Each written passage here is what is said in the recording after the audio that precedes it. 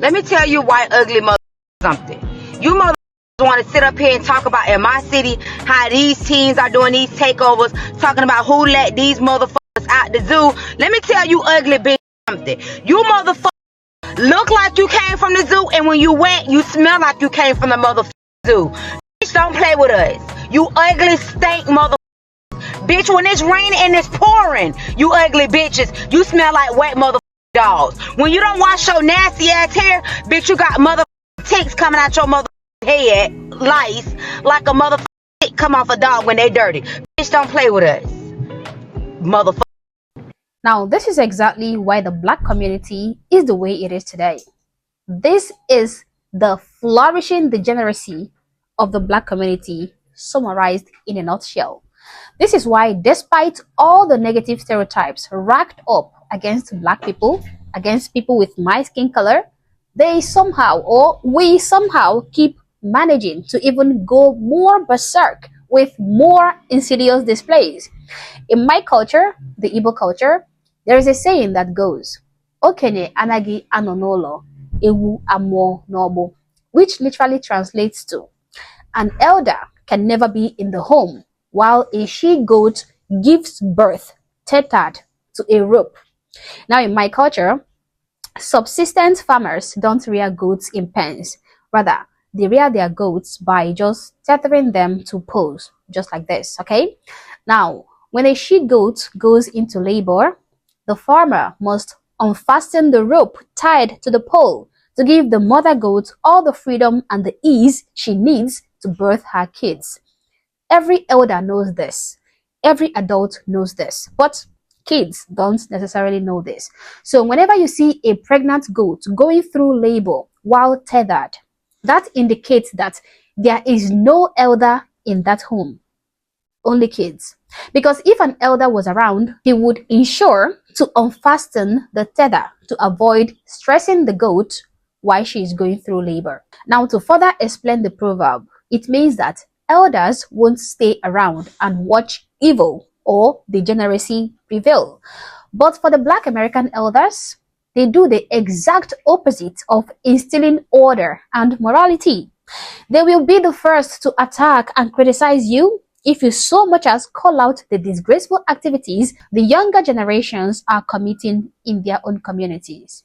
It is so unbelievable. This woman is not a kid. She is not a child or a so-called teen. She is a full-grown adult, an elder. But this is exactly what she has to say about the situation where hundreds of young Black individuals engage in public nuisance, vandalization, and complete destruction with no regard for human decency. Her response is not to say, come on, stop this. This is bad for the Black community. This is bad on our reputation. This is disgusting behavior. Where are your parents? Where are your guardians? Why are the parents of these so-called teens not reprimanding and punishing them? She doesn't do any of that. What she did was immediately channel her aggression towards the only group of people who are calling out the disgusting behavior. She is more mad at white people who are saying, let us stop this madness, than for the people who are wreaking havoc on the society, the people who are destroying her reputation by making her look bad just by virtue of sharing the same skin color. Stupidity is really a disease, and it is very potent in this individual. Across the country, spontaneous teen takeovers are popping up. Teen takeover. Teen takeovers. Teen takeovers. Let me ask you a question. How do they know it's a teen takeover? Because they can use their eyes and recognize that the people who are there are teens? Well, if you use those same eyes, what else can you discern about 99% of the teens in these takeover videos? That's right, they're all Black teens, but you're not allowed to make that observation. No, these are just teens. Don't notice anything else. So why does it matter what race they are? I can hear a liberal shriek. Simple. How can you solve a problem if you're unwilling to admit what the problem is? Is it them again, Yogi? It is always them, boo-boo. It is always them. It is always us. And of course, we have the enablers, the elderly ones, encouraging them to go on and attacking others who call out the bad behaviors.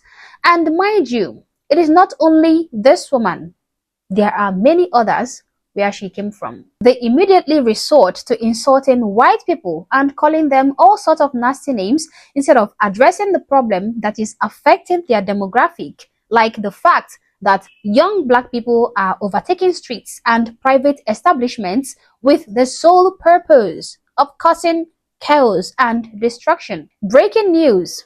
3 North Carolina women are facing criminal charges after a teen takeover event at a trampoline park in Raleigh, NC, turned violent. Kids were seen rioting, punching and kicking each other, and wrestling on the ground while adults encouraged the fighting. During the riot, one of the women brandished a handgun and, according to police reports, encouraged a child to fight the other kids. Why does this keep happening? Take a look.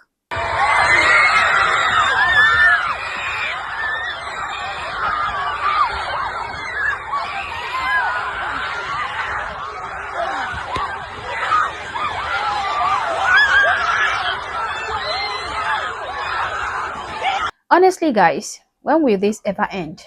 Now, this woman is here calling white people animals in the zoo. But when I look at the teen takeovers, of course, I see animals. I see zoo animals. But I don't see white animals. I see black ones. She's calling white people ugly mother effers when she is obsessed with their so-called ugly hair. At least wear an afro when you call them ugly, not a blonde, straight wig. She goes on and on, insulting white people when the so-called leaders of her race, the future leaders, the young people in her community, are busy humiliating the race, proving the stereotypes correct, and strengthening the negative stigma already attached to the race.